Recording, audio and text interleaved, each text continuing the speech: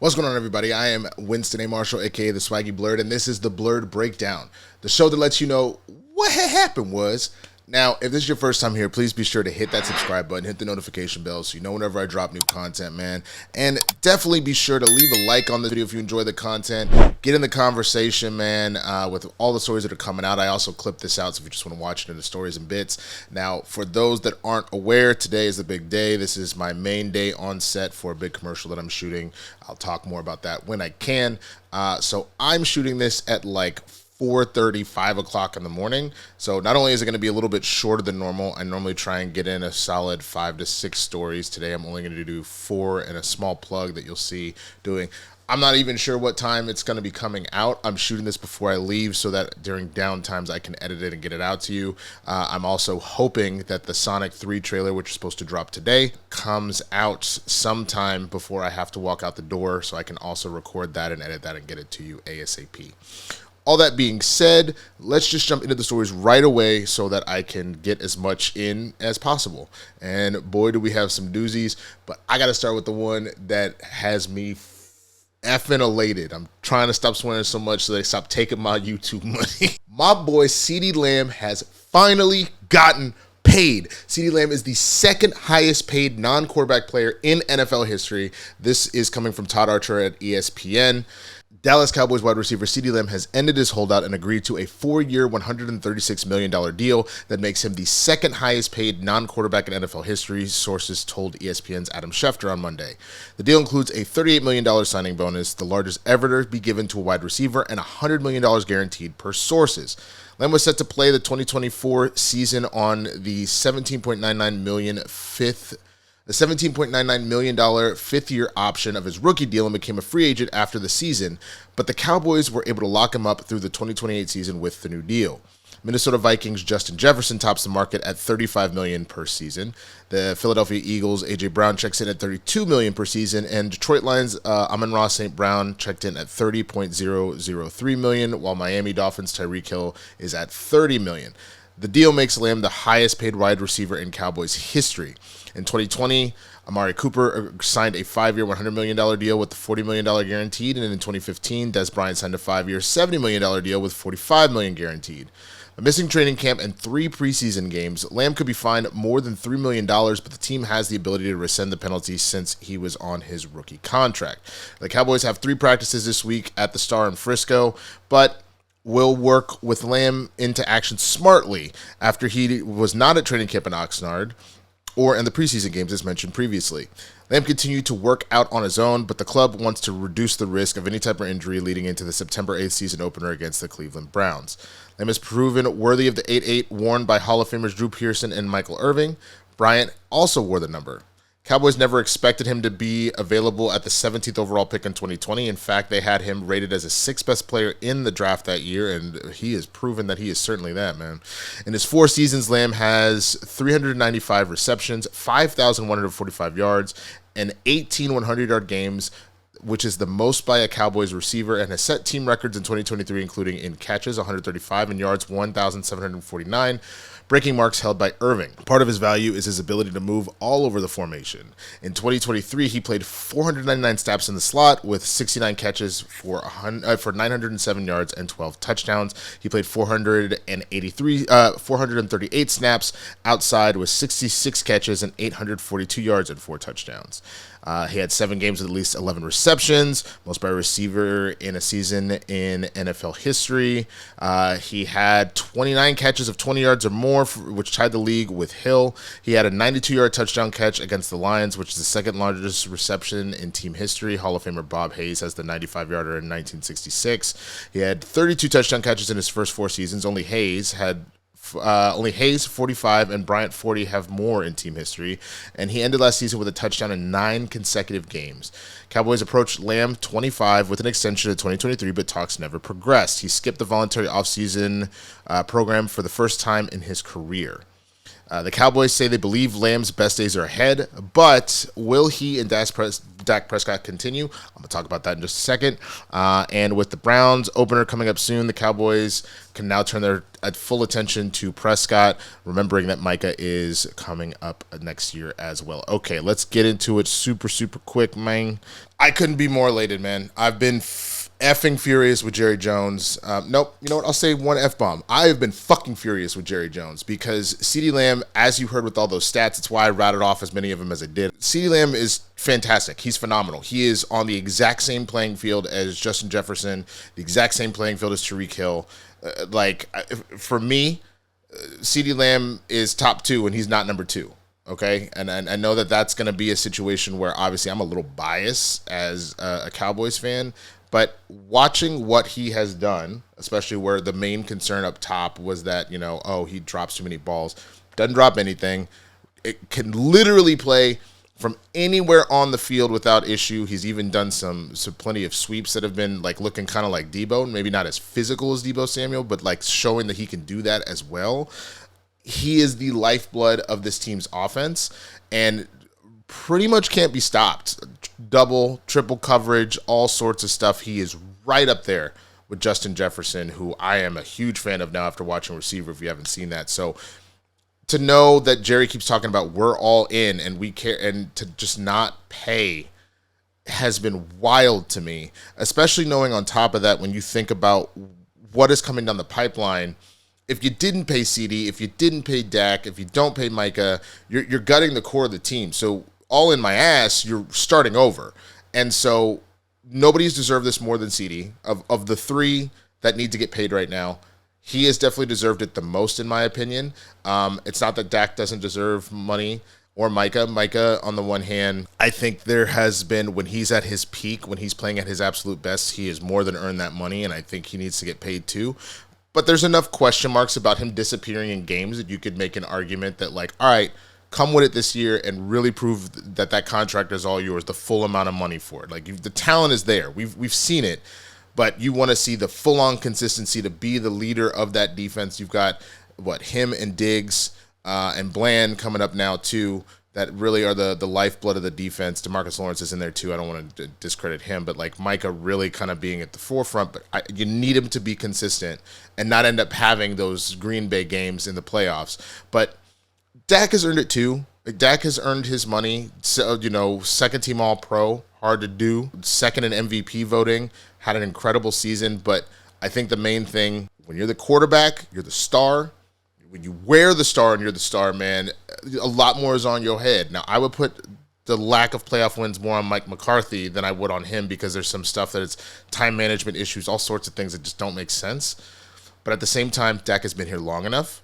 He's been enough of a veteran and things like that, you can do all that in the regular season. And I'd like to compare Dak a lot of times to Peyton Manning as far as that goes. We're regular season king, but eventually Peyton Manning, much sooner than this, got it done. Got to, one more than, wasn't getting bounced out of playoffs quite as quickly. Got to a Super Bowl, won that first one, maybe lost the second, but then won the third, got to 3 Super Bowls and won 2 of them. No, I'm sorry, got to 4 Super Bowls and won 2 of them. So even if he's 2-2, he got to the game 4 times. So Dak hasn't even smelled an NFC Championship game. So there is a conversation to be had about that. But at the same time, when you look at the field, when you look at what's available, you see what Trey Lance did. Cool. He had 395 yards and I believe 2 touchdowns or 3 touchdowns. Awesome. He had 5 interceptions. 5. That's like a Dak Romo on their worst day type situation as far as those turnovers, and that'll cost you. So I don't trust Trey Lance. Cooper Rush, great as far as salary, awesome backup, hasn't proven to me that he's out here ready to be the starter. Dak is the dude, but he has got to show up in the playoffs. So I am so happy for my boy CeeDee. Yo, when I'm done with the commercial, man, we do the martini shot, which is, for those that are in the industry, that's the final shot of the day. I'm gonna be pouring one out for you too, my guy. You are the man. Next jersey, I'm copping all that. But at the same time, man, I'm ready to go ball out. I'm worried because when the last time you see any sort of holdouts like this, there is a production dip, either because someone could potentially get hurt, knock on wood, things like that. So I just really want to see what the Cowboys can do now. But CeeDee, go celebrate, bro. I hope you tore it up last night. Not too bad, so you can go, hit the liquid IV and you're already out there getting to work today. But congratulations to CeeDee Lamb. What do you think, man? What do you think about the contract? Second highest paid non-QB player in NFL history. All that good stuff. Let me know down in the comments as we go on to the next one. The father who accused Ezra Miller of grooming their child now says that they were mistaken. Now, this is coming from Josh Wilding over at Comic Book Movie. But in 2022, the Flash star Ezra Miller was accused of grooming by multiple parties. Around the same time, there was also claims they had assaulted people, harassed them, and potentially committed serious crimes like burglary and trespass. What the hell? The whole thing is pretty convoluted at this stage. The cut is a pretty in-depth breakdown if you want to check that out. But Miller has since said they're seeking treatment for complex mental health issues. Among the most serious allegations were those from parents Sarah Jumper Eagle and Chase Iron Eyes. They were looking for a protective order from Miller on behalf of Gibson Iron Eyes, their child. They claim Miller had convinced them to send Gibson to Bard College at Simon's Rock in Massachusetts to create a sense of indebtedness, and that the actor had piled Gibson with drugs and alcohol before physically abusing them. Gibson denied the claims in a statement and accused their parents of emotional and psychological manipulation while defending Miller. Sarah Jumping Eagle hit back at that by saying the Justice League star had brainwashed their child through emotional abuse. Their uncle, Chief Bear Cross, also made a series of damaging claims, but Chase Iron Eyes has now changed his tune, saying the accusations stem from third-party information, courtesy of a witness who later recanted their statement. I want to offer this on the drama 3 years ago when I filed a petition and claimed that Ezra appeared to have groomed Tokata. Chase Iron Eyes started. I made that statement in my pleading in a time of absolute war based on information from a witness who then recanted and said nothing happened that they could infer anything inappropriate from. Thus, I immediately withdraw the court filings. He added, now we're doing our level best to move on, to reconcile, to heal while remaining supportive as a father. As long as Tokata's good, we're good. These are real people living real lives, and once you're in that fire where there is no anonymity, there's no safe space for you to retreat, that's a strange place, and it's not inevitable. It takes a lot to enter the fray again. The whole thing is pretty strange, and it's unclear whether this is Chase Iron Eyes wanting to set the record straight, part of Miller's attempt to mount a comeback, or none or all of the above. It's also important to note that just because someone recanted their statement doesn't mean it wasn't true. Either way, it would be a struggle for Miller to return to Hollywood after everything that's happened, and even after James Gunn's praise for The Flash, it's hard to believe they'll play the Scarlet Speedster again. Oh boy. All right, this has a lot going on. Let's start off with this. Absolutely correct with that last statement. Just because someone recants doesn't mean things didn't necessarily not happen one way or the other. At the same time, if this is a situation where this isn't just some planned comeback, this isn't like put money in the pocket of the parents or anything like that to try and rehabilitate. If this is a legitimate situation where the parents are fully taking back what they were accusing Ezra of, that is, I appreciate them doing that, but then what they did was absolutely foul. Allegations of any sort of grooming, of any SA, of anything of that regard can literally ruin someone's life. I go back and forth with Charlemagne the God. There's times where, what he has to say is great. There's times where Charlemagne can be pretty problematic.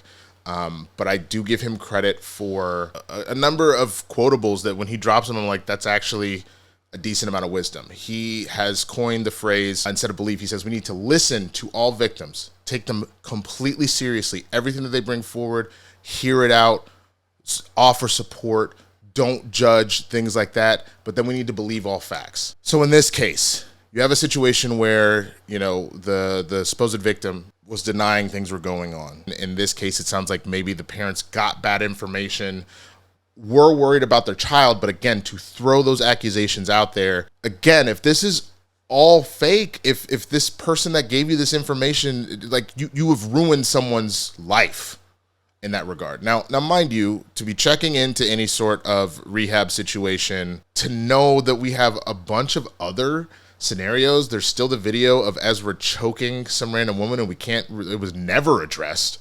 ever by anybody, WB, the news, Ezra themselves. Nobody ever talked about that, so we don't know what's going on with that. So there's like other things going on with Ezra that need to be addressed. So nobody's saying that all of a sudden, oh, just wipe it clean, whatever.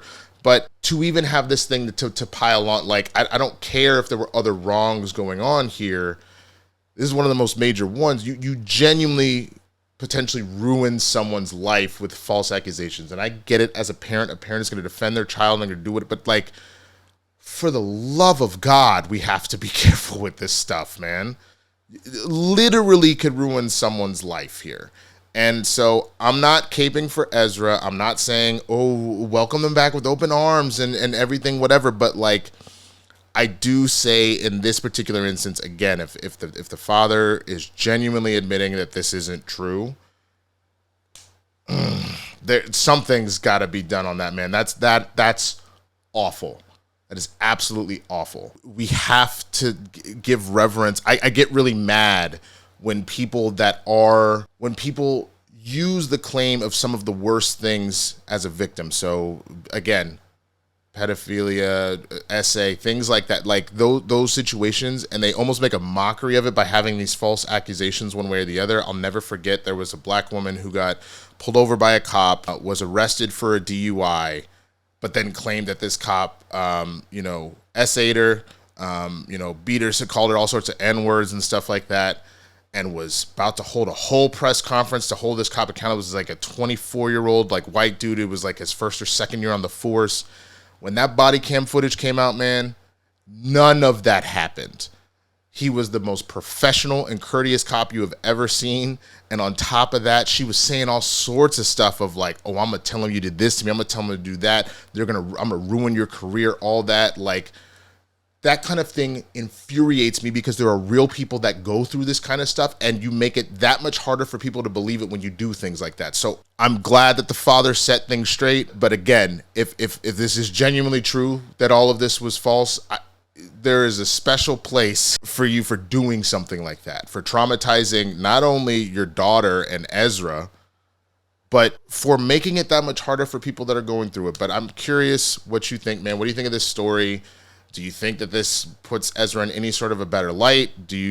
How do you feel about hearing that this might have been false, all that? Let me know in the comments as we go on to the next one, man. The Vision series may see Elizabeth Olsen playing a different Marvel character. Now, this is Josh Wilding again over at Comic Book Movie. As Marvel Studios' Vision series starts taking shape, we may have details about Elizabeth Olsen's rumored role in the Disney Plus project. Instead of returning as the Scarlet Witch following her apparent death in Doctor Strange in the Multiverse of Madness, there are rumblings online that she'll be playing Virginia Vision instead. The Cosmic Circus, Alex Perez, has dropped a few hints on social media, and we've also heard this might be the plan. It also stands to reason that Vision plans to resurrect his father Ultron, explaining James Spader's recently announced return. In terms of Marvel's Endgame, we imagine the Scarlet Witch, Vision, Speed, and Wiccan will eventually reunite on screen. Whether that will happen in time for the next Avengers movies is hard to say, as this epic story could easily continue into the MCU's next saga. For now, the next chapter will play out in Agatha all along. In Tom King's critically acclaimed Vision series, an excellent story. Y'all should check it out. I love it. The title character created a synthesoid family for himself, including his wife Virginia. Her personality was modeled after the Scarlet Witch's brainwaves, a copy of which Wanda had gifted him years earlier. A combination of his and Virginia's brainwaves was what led to the creation of their twins, Vin and Vivian.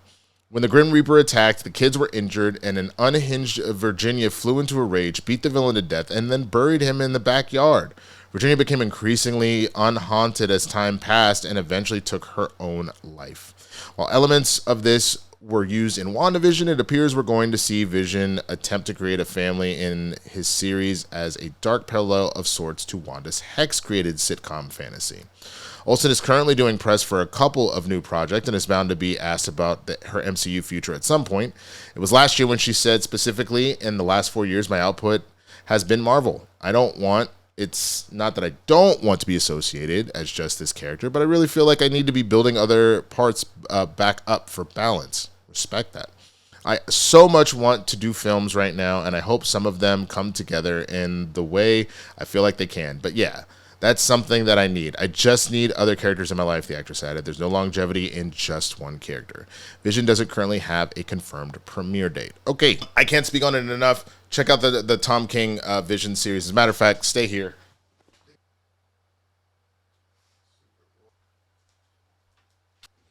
Right here. Don't want to miss it. You can grab it. It's the Vision series here. You can see the whole Vision family tree, which is kind of cool the way that they depicted that. But I can't plug this enough. This was genuinely one of my favorite stories to read.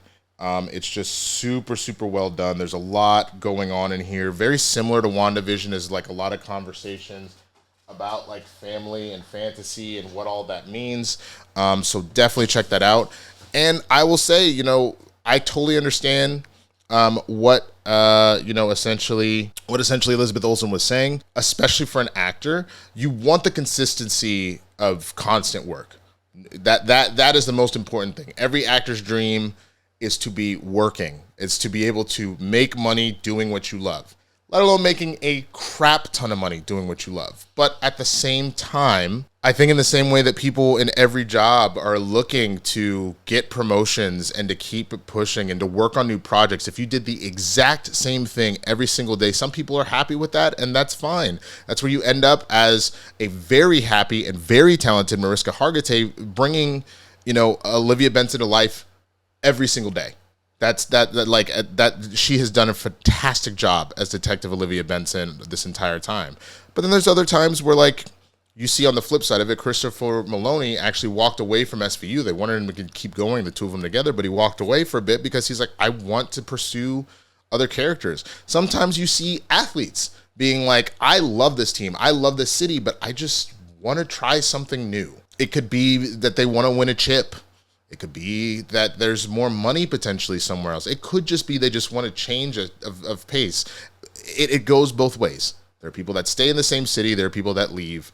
And I think that that's fully respectable of Elizabeth Olsen to not just be thought of as Scarlet Witch, but to go off and do these other projects. So I think it's also great for her to come back into the MCU. Doesn't mean that we won't necessarily see her as Scarlet Witch again, but to take on another role, especially knowing it can be associated with Wanda, but give you a whole different version of a character, so she gets to go back into her depths and really tap into what it is to act, building out a character and how they think and how they feel and really getting into it. I love the idea of this, and I genuinely hope that it's true. I genuinely hope that we're getting another version of this, especially from the standpoint of, like, Vision was supposed to be the one that was a little more grounded to help Wanda through her grief to move on. I'd be really interested to see if now Vision in this same thing, because again, when you read the story and how crazy it gets, man, it'd be interesting to see about Vision trying to keep it together. So I'm excited about it. Let me know what you think about the idea of not only them adapting this Vision series, but with Elizabeth taking on the role. Let me know in the comments.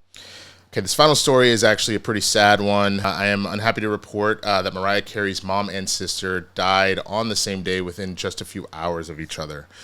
This photo right here is a photo of Mariah. That's her mother, Patricia, and that's Mariah's daughter there. But this was when Mariah got her Walk of Fame. Star on the Walk of Fame. This is coming from Catherine Hugh Money from AP News. Mariah Carey's mother, Patricia, and sister Allison both died on the same day, the singer said Monday. My heart is broken that I've lost my mother this past weekend. Sadly, in a tragic turn of events, my sister lost her life on the same day, the Grammy-winning singer said in a statement. I feel blessed that I was able to spend the last week with my mom before she passed, the statement continued. I appreciate everyone's love and support and respect for my privacy during this impossible time. The Times-Union reported Monday that Allison, who was largely estranged from Carey, died at 63 from complications with her organ failure and that she had been in hospice care. People magazine first reported the news of their deaths in Carey's statement. Patricia was a Juilliard-trained opera singer who Carey credits as an inspiration to her from a young age. I would sing little tunes around the house to my mother's delight, and she always encouraged me. She wrote in a 2020 memoir, The Meaning of Mariah Carey. Patricia was previously married to Alfred Roy Carey, the singer's father. The parents divorced when the Vision of Love singer was 3. Carey grew up in Suffolk County on Long Island and lived primarily with her mother after her parents' divorce. Her father died of cancer in 2002 at the age of 72. Carey detailed a complicated relationship with her mother and her sister in her memoir, in which she wrote that she and her mother often clashed, causing her to feel so much pain and confusion, and accused her sister of putting her in unsafe situations as a child. Like many aspects of my life, my journey with my mother has been full of contradictions and competing realities. It's never been only black and white. It's been a whole rainbow of emotions, Carey wrote in the book. Our relationship is a prickly rope of pride, pain, shame, gratitude, jealousy, admiration, disappointment. A complicated love tethers my heart to my mother's. Carey maintained contact with her mother and even recorded a duet of O Come All Ye Faithful / Hallelujah chorus for the singer's second Christmas album in 2010. I just want to send so much love and healing energy to Mariah Carey and her family, and what is a crazy and trying time. Losing any family member, whether you're estranged or fighting or whatever it is, or had a complicated relationship, is hard. To lose two on the same day, like, it's crazy to do that within the same year, month, week, but the same day. I honestly can't imagine. All I Want for Christmas Is You is going to hit a lot harder and pretty different, and that's not even necessarily, I'm not trying to make a joke, I'm just serious as far as, oh boy, I just genuinely, I've lost a number of people in my life. Last year in general was pretty rough. So was the year before that, man. And these weren't even necessarily COVID related things. This is just, losing grandparents and uncles and aunties. And earlier this year, I lost essentially like black people know about play cousins. It's like a play little brother in the sense that in college, I went to Occidental. There was a younger homie. There's not a lot of black folk in the theater department. And this cat came in right as I was going out and kind of served as a little bit of a mentor to him, but became a good friend of mine. His name was Lucas King. He passed earlier. It's one of the things that has kind of had me in a tizzy this year, just trying to cope with a lot of different things, and that being one of them. So genuinely, I'm sending so much love and healing energy to Mariah Carey and her family. Just because we're talking about it, I'm sending love to Lucas, who I know is still here with us in spirit, and to his family. And if you haven't, hug your loved ones today. Be there for your loved ones, because you never know what time you have left. With that, let me know. Let's do it this way. If there's any sort of stories you want to share yourself about stuff you're going through, please, I would love to hear it and send love and healing energy to you as well. But specifically, tell me your favorite Mariah Carey song. Let's just put some positivity out there about the incredible singer and the joy she's brought all of us every Christmas. But she's done other stuff as well. So the last thing I want to talk about as I get out of here, man, if you don't know, my former partner in crime over on Blerds in the Hood, Jay Washington, has dropped his first special. I know he's filmed another one, but this is like his big one. He did it for Netflix as a joke. It's called Big, Black, and Nerdy. Look, man, there's a reason why we all have effed with Jay this long. He is so talented. He is incredibly talented. And he's always been an incredibly talented stand-up, but he's really been making a big push. I think I miss Blerds a lot. I know he does too. I know a lot of the fans that watch this show or any of the stuff that we do talk about it constantly. But I think it ended up, it sent me on a journey of growth to trying to figure out where I'm going next and who I wanted to become. But for Jay, it gave him a different kind of fire to finally put energy. Like, truthfully, one of the things that Blerds was kind of holding us back from, we lost Tuesday evenings and Thursday evenings. Jay is literally doing stand-up like Monday through Sunday at this point at the various venues in LA and around the country. And in order for him to get to this point, needed that time. So I know it hurts a lot of us, myself included and him included, that we don't do that show anymore. But it allowed Jay to fly, and I am so proud of him for that. So if you've ever been a Blerds fan, if you've ever meowed, if you've ever asked nigga what you've been doing, if you've ever done any of that, you have to go and check out Jay's Big, Black, and Nerdy special. It is here on YouTube. I will put a link in the description to it. I will also be tweeting about it, all that stuff. You can also check out his social platforms to find it out. And go laugh your ass off. You know the nigga funny. So there's that, and that's the Blerd Breakdown.